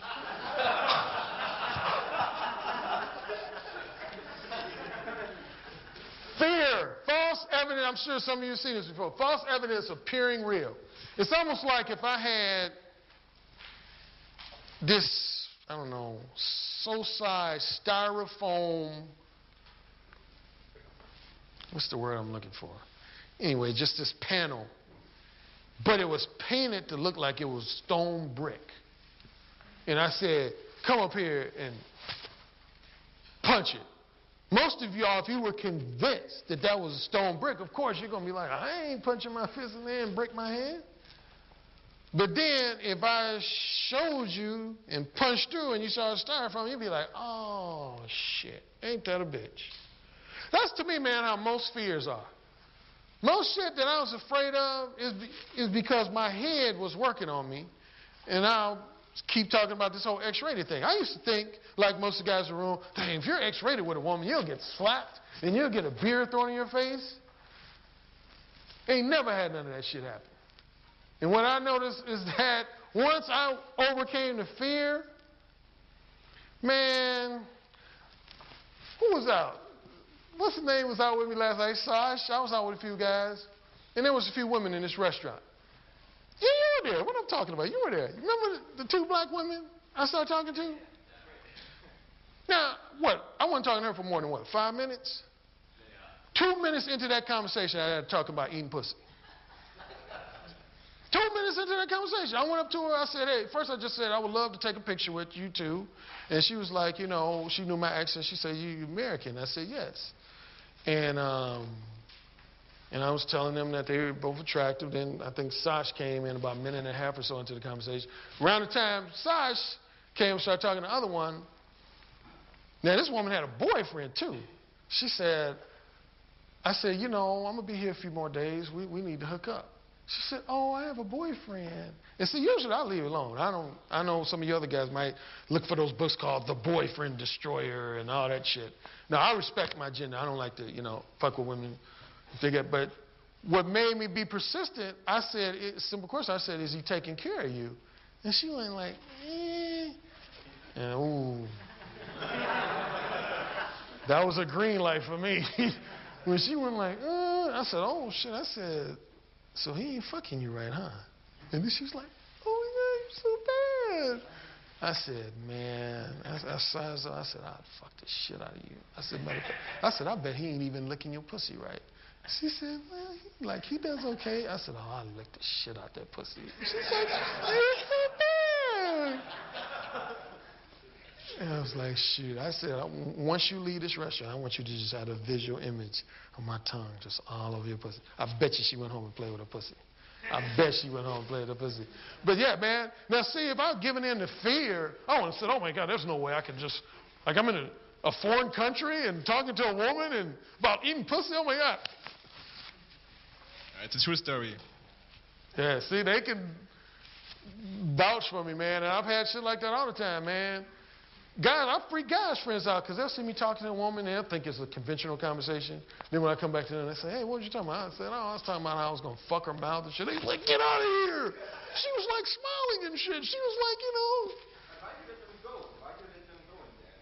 Huh? You let them go in the end. Not all of them. No, but see, I'm going to get to this, but some women will just try to almost what I call verbally cock tease you. And once I sense that, yeah, I ain't, Your biggest enemy, your own ego. Your own ego. Ego can be a double-edged sword. Ego can, in a way, boost your confidence because if you walk in a room and assume that everybody thinks you're a great person, then that would be an instance where your ego is helping you. But where your ego hurts you is if you walk in a room and you think everybody thinks you're a loser, particularly women. Your ego is the portion of you. Ego and confidence are not the same thing. A lot of people think they're synonymous, related. They're not. Ego and confidence are not the same thing. Your ego represents the part of your mind that is concerned with how you are perceived by others. So a lot of people think, if I was to say, John, you're egotistical, they naturally assume that means I think you're full of yourself, arrogant. But you could be a guy who has low self-esteem and be egotistical. If you're a guy who's always consciously thinking about how other people think of you, then that's egotistical. Like Warren Beatty, a guy I'm great admirer. Anybody know who Warren Beatty is? Warren Beatty, he's one of, if you don't, he was a well-known actor in the 60s, 70s. Some people used to call him the most handsome man in Hollywood. His nickname at one point was Mr. Pussy because he got so much pussy. Now he's married to a woman, I want to say, who grew up in London, Annette Bening. But anyway, he said in an interview one time, he said basically a variation of what I just said. He said, a lot of people think shy, introverted people are not egotistical, but he said those are the very people who are egotistical. The reason why they're shy and introverted is because they're allowing their ego to assume that everybody's not going to like them, everybody's not going to respond to them favorably. That's what I respect about David X. When he was talking, some guy was saying something, and he was like, and I just asked somebody over here, did it happen yet? Because a lot of guys will tell me about stuff that they think is going to happen, but it hasn't happened yet. Like the slapping thing. Guys will be like, Alan, just more one, I want to be more one, but, I'm scared of getting slapped, Isn't slapping a problem? Say, well, did you get slapped when you were more one? Well, no. I'm like, well, then why are we talking about this then? I've been more one for 20-some years, dude. I ain't never had a woman slap. I ain't even never had a woman raise her hand to slap me. The closest I've come to it, I've had women say, I bet other women have slapped you. And I always say, you didn't. And they say, oh, yeah, that's right. But, no, but the ego is what causes you to be concerned with how you're perceived. Confidence, on the other hand, represents your ability to take action. Like I use that example. Stand against the wall, the wallflower. this is where I'm going to challenge something that one of the other presenters said, the charisma coach. He said something about there's no such thing as confidence, or I don't know. I don't want to misquote him. But I will say this. Confidence means everything. What a lot of people think is that you only have to get positive reciprocal results in order to get confidence. No, when I'm on one, I could get rejected by 10 women in a row, and I will leave that room as the most confident motherfucker in there. If I know I had the balls to walk up to the 10 finest women in there and express my desires to them in the exact way I wanted to express them, I'm a confident motherfucker. I don't care if they said, no, I'm not interested. This is when I will lose confidence, is when I'm like, oh, shit, I want to say something. Oh, no, she's probably married. Oh, shit, I want to say, oh, no, she's probably not going to like me. Giving into them fears and insecurities. But no, Michael Jordan talked about it. Michael Jordan, you know, he's one of the most successful NBA players. He said, I know I'm going to miss over half the shots I take. But do you think if he had a game where he shot 8 for 32, that he came out the next game saying, damn, man, I ain't no good hooper and shit. Fuck, man. I should become a construction worker and shit. I can't play this game. That's what a lot of guys do. When they go out one night and get rejected by 10 women, they all of a sudden say, man, I'm a loser with women. I ain't never did, well, I ain't going to say never. But in my more one days, hell no. I just say, them ain't the right women for me. I go to the next function, next social, and approach as many women. You haven't lost your confidence until you stop approaching women. You've not lost your confidence. Confidence is when you approach, this is why I define most as, other than taking action, is when you approach a woman with the assumption, or you can say the presumption, that she is going to reciprocate your interest, even though you don't have any concrete evidence to guarantee that. It's like faith. That's what people say faith is. Faith, you all had faith when you sat down in every chair you sat down in. You didn't know if these chairs was going to hold you up, but you sat down in them because you had faith. I approach every woman as if they're going to, say, Alan, I want you to fuck me. Even if they don't. But I ain't going to never approach no woman like, excuse me, I saw you from far. I thought you were very lovely. And, God, that's a great watch you got on. Would you like to go out with me sometime? I'm exaggerating a little bit, but there's guys that are. They go up to women just with this lack. Their whole demeanor is a lack. I go up to women almost like, I know you want to hook up with me. Like, I almost dare you to tell me you don't want to share my company. Am I reciprocating all the time? Hell no. Probably over 50% of the time I'm not. But I guarantee you this, and this has happened, most of the women who did reject me, one of their comments, a lot of times when we would end the conversation, they would say something like, I'm not interested, but damn, I got to tell you, you're the most self-assured guy I've ever had approach me. I told you about the celebrity who I did Mo One on. She told me that. She didn't reciprocate my interest, but she said, you are one of the most confident motherfuckers I've ever had in my life. And for her to be a celebrity and say that,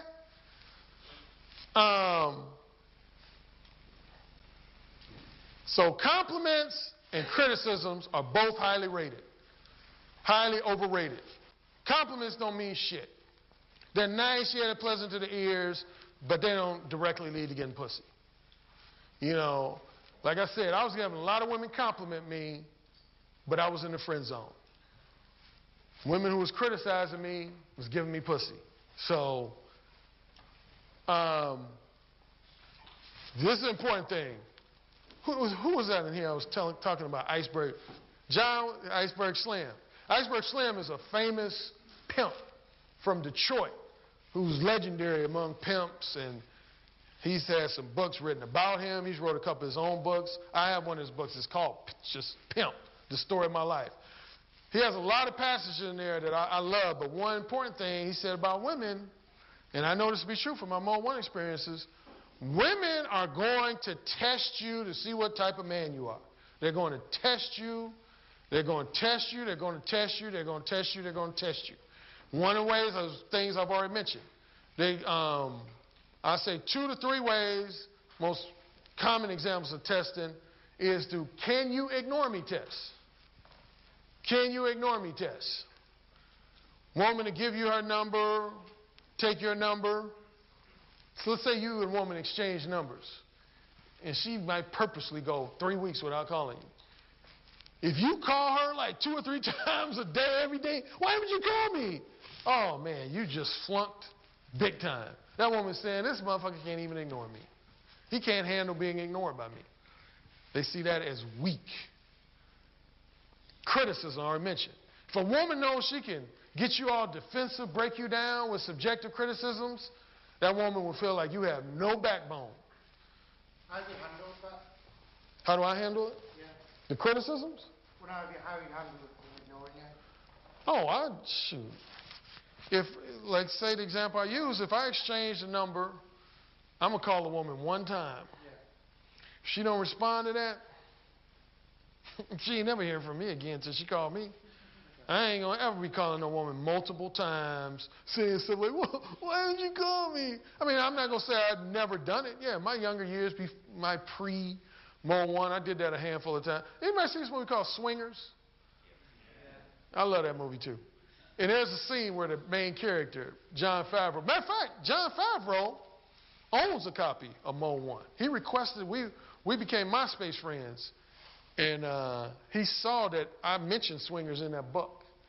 Yeah. And he, another guy named Kevin Smith, who wrote a movie I love called Chasing Amy, director. That's a good movie. Somebody's talking about the whole slut thing. Man, that's one of the best movies I've seen about men's inability to handle a promiscuous woman.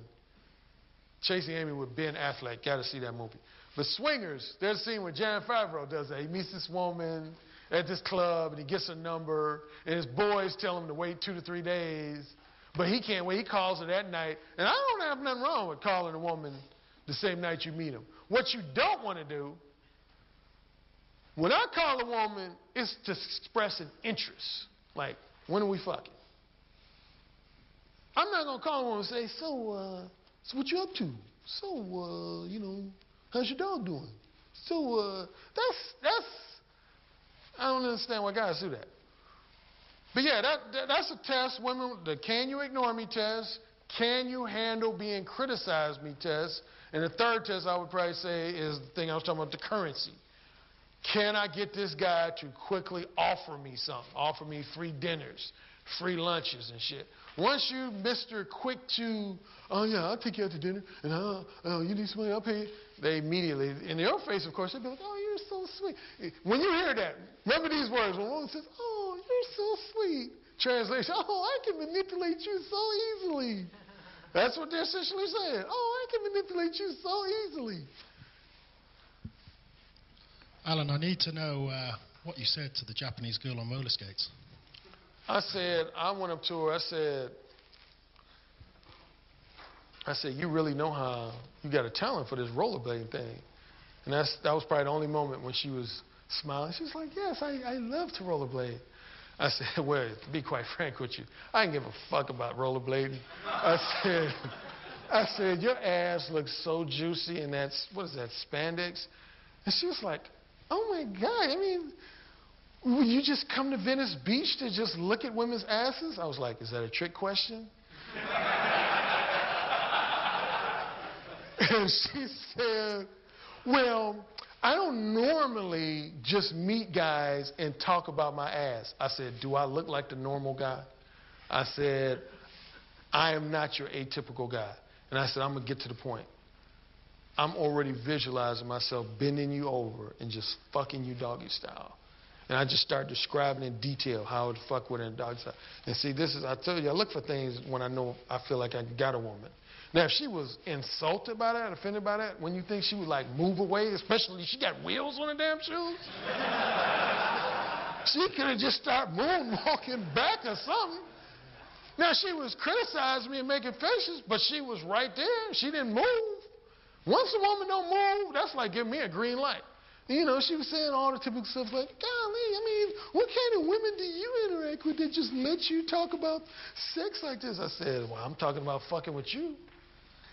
I said, you ain't going nowhere. Well, I'm here to tell you, I'm a respectable lady, and I'm all about committed relationships, and, I'm not into this, bed hopping from one bed to another. And I said, look, here's my car. My cards on. I usually carry cards. I said, I'm going to give you my card. And I told her, I looked her dead in her face. I said, I guarantee you're going to call me, because once you leave my presence, you're going to be thinking about me fucking you. And going back to you, this is another reason why I'm X-rated. It's not just X-rated to be X-rated, just be randomly X-rated. Dude, we are visual creatures. You ain't going to, when I talk women dirty, it ain't just me saying a bunch of just X-rated words in a row like fuck, dick, pussy, tit.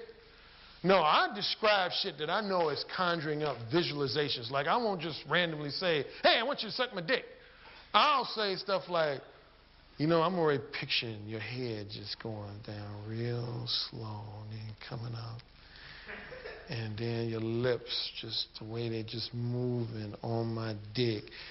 And what I'm doing is almost taking a pen in her head and drawing that visualization. And I know that's what I'm doing because the women I've successfully got in the bed, they would admit that. I'd either ask them or they would volunteer. They said, Alan, I have to be honest, like when we were in the grocery store and you were telling me like you would have my legs on your shoulders, I did. I left the grocery store. I started thinking about that. I was like, oh, wow, he's put this powerful visualization in my head that I can't shake. Now, if you spend time talking about your new movie camera you got, what visualization is that? Oh, yeah, that movie camera. Oh, shit. Oh, yeah, that dog he talked about. Oh, yeah. I want to put visuals. Like David X, you saw him when he had them two women on stage in a trance yesterday. He got in that zone where his voice was even. See, I was studying Dave, man. He was smooth. His voice was on an even keel. And he just was talking to him real smooth.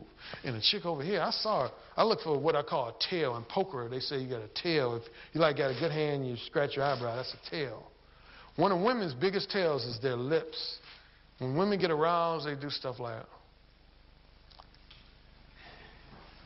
or they cross and uncross their legs a lot. But yeah, I knew when Dave was having it. Sure enough, he ended his whole stretch by saying, there's no way you two women up here on stage are not wet. And he said it like, I dare you to tell me your pussy not wet. They were silent as fuck. Did none of them say, no, my pussy's not wet? They were just sitting there like, yeah, man. But yeah, the Japanese woman, I think I met her on one Saturday, and she called me that next Thursday. Here's what I get a lot. Women, I don't know if they all got the same book of lines. Mine is usually something along the lines of, I want to pick your brain, or you're intriguing to me. Because that's what she called. She called, and I said, who is this? I didn't recognize her voice. She told me who it was. And I was like, well. And she was like, now, I'm not calling you because I want to hook up. Bullshit. I was just talking with a couple of girlfriends, and I told them how you approached me, and it's just so intriguing. I mean, and you know why they're intrigued? Because this goes back. What they're really saying is, I'm not understanding why you don't adhere to the social programming that we're all supposed to. What experience or event in your life made you say, fuck social programming? That's what they're essentially saying. But they'll put in language like, that was intriguing that you were so audacious and felt like you could get away with talking about fucking with me. Then I was just like, so you coming over my place or I'm coming over your place? Well, you're not coming over here because, I said, okay, you coming over my place. That was Thursday. That's Saturday. She came over. First few minutes, she did the roll. Don't think because I'm in your apartment we're going to do anything. Fast forward to half hour later. Oh, shit, babe. Damn. Oh, shit. Oh, fuck. I was wondering if you ever use text messaging. And if you don't, when you... I was wondering if you ever use text messaging. And if you don't, when you do call, like, say, the first time to arrange a date, are you real quick about it? You get the date kind of sorted, or she's coming over to whatever. Well, get your result. Has anybody read Mode 1 Hardcore? I know you, Redu, that's my boy John. First of all, to pick on that word you use, for casual sex, I say this in Mo 1 Hardcore, fuck a date. I don't ever try to set up no date. And I know that's just semantics and we call any hookup a date, but I don't try to hook up with a woman if my interest is now. If I think a woman is, girlfriend material, yeah, I'll do the date thing. But when I want casual sex, okay, all I'm thinking about is getting her pussy wet. I'm not focused on a time, a place, a day. Because I feel like if I get a woman's pussy wet, all the rest of that shit's going to take care of itself. And that's why it kills me when I'm on these message boards. Guys be all excited about, I got a phone number closed. Phone number don't mean shit if not got a pussy wet, at least left her intrigued. That's the minimum. Like I keep saying, these women will tell me, at minimum, I want that woman when she leaves my conversation to be saying, wow, that was something different. I'll tell you a quick story. I got so many stories. I don't want to get on all my stories. This is what most of my friends gave me the really double brass balls award. I had a woman I met in Target in San Diego that I was hitting on her first, and she opened up the door for this. She kept saying she was older than me. She wasn't. I think at the time I was 31. She might have been 37. And she said, you should be flirting with my daughter. I said, how old's your daughter? She said, 20. And at first I was like, why are you trying to push me on my daughter? But then I saw the daughter. I was like, oh, shit. So I went to the daughter, like, come on over here. So we started talking, and I said, you know what? At first, I wanted to fuck your mom, but she suggested that I fuck you. And both of them looked at each other like, oh my God. And she was like, Mom, you did not say that. She was like, no, I did not say any of that language. You know I don't talk like that. I was like, okay, I translated for her, but essentially, I came over because I was trying to fuck your mom, but she said, you should hook up with my daughter, and damn, you got a nice ass. We do need to hook up and fuck. And they were just, they did their freak out period. But next thing you know, we was talking and shit. I didn't fuck both of them, if you're wondering, but 1 out of 2. But, yeah, man. Text message, I've communicated with women on text. Oh, my whole point was I was saying that, some guys, they put, as the common phrase goes, the cart before the horse. When I'm talking to a woman, I know why I brought up that story is I said at minimum, I want people leaving the conversation almost scratching their head like, damn. Somebody brought up Vicky Cristina Barcelona. Remember when Juan Antonio walked away and they both was like, that was a hell of a conversation. And you see, Rebecca Hall's character, she played Vicky, I think. She was a classic example. She gave him all that shit that I tell you I get. She's like, how dare you come over here and just immediately talk about having a threesome. But a week later, she was fucking him. She never said, I'm not interested in the threesome. So women will test you, though.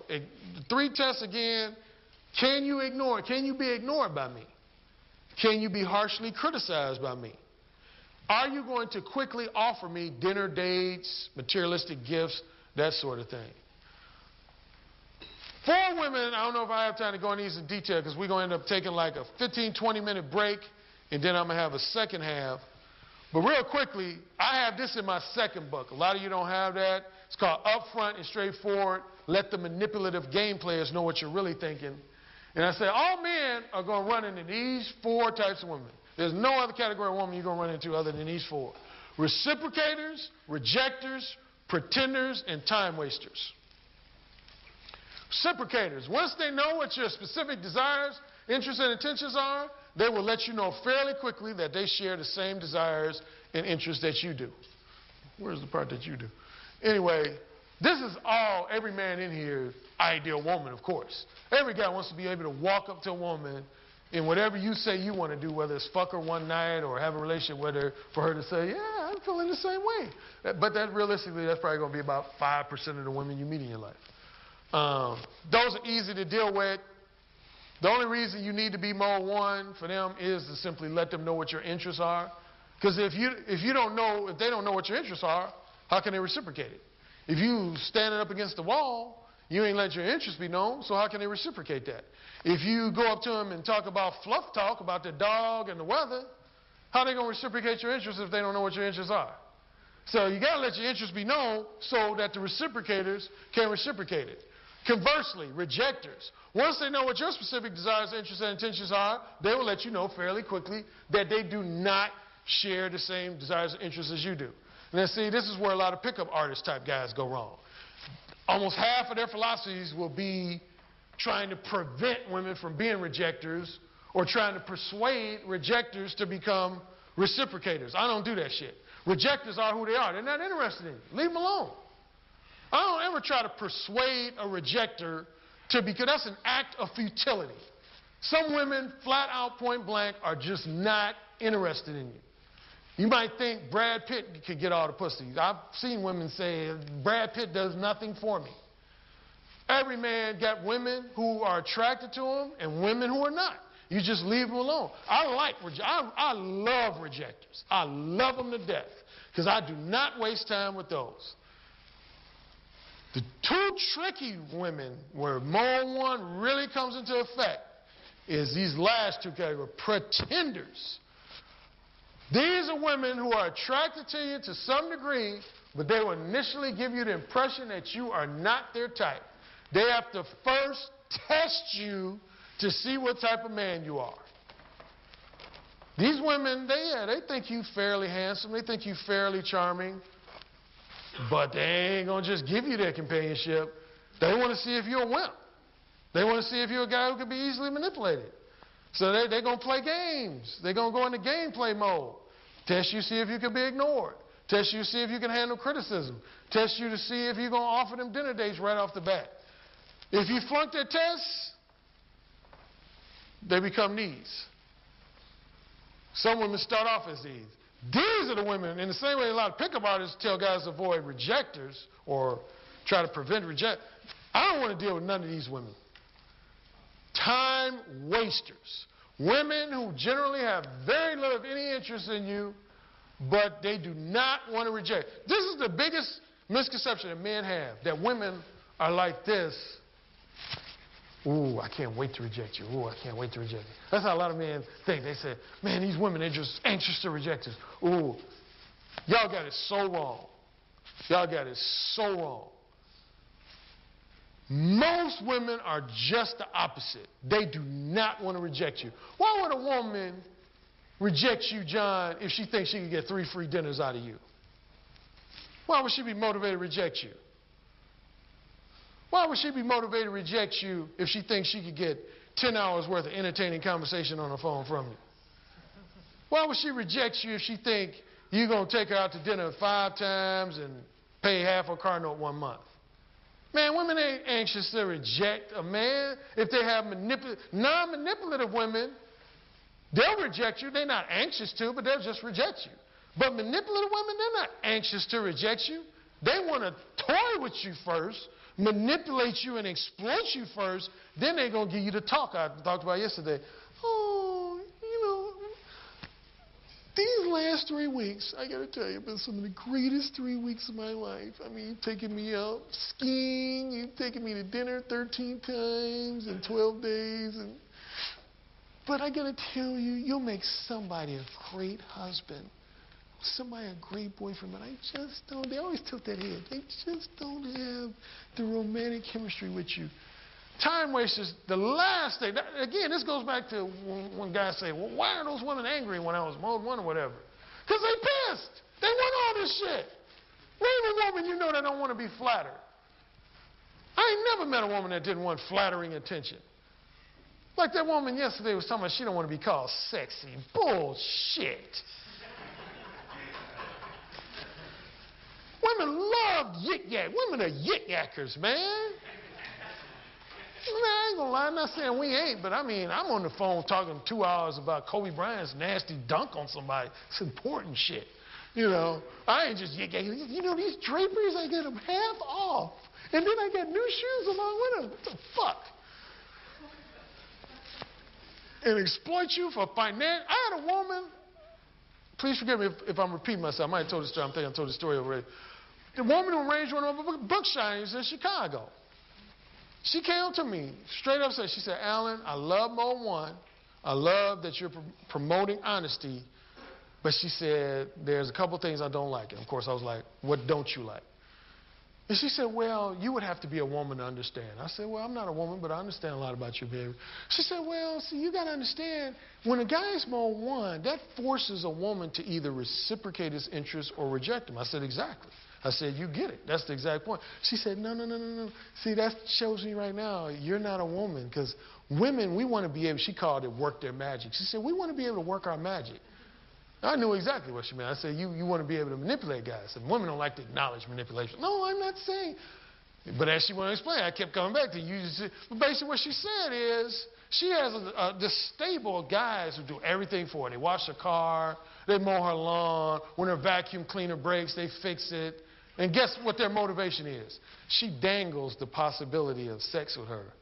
Not so much in a blatant or overt manner, but it's like that subtle underlying, like, if you do those favors for me one day, you might just get lucky and get the pussy. And them guys go, okay, so you need me to go to the grocery store for you? I'll do your grocery shopping for you, and I'll come over and clean your carpet. And them guys be going home, everybody's like, man, I'm in there, dude, I'm in there. Dude, I cleaned her carpet.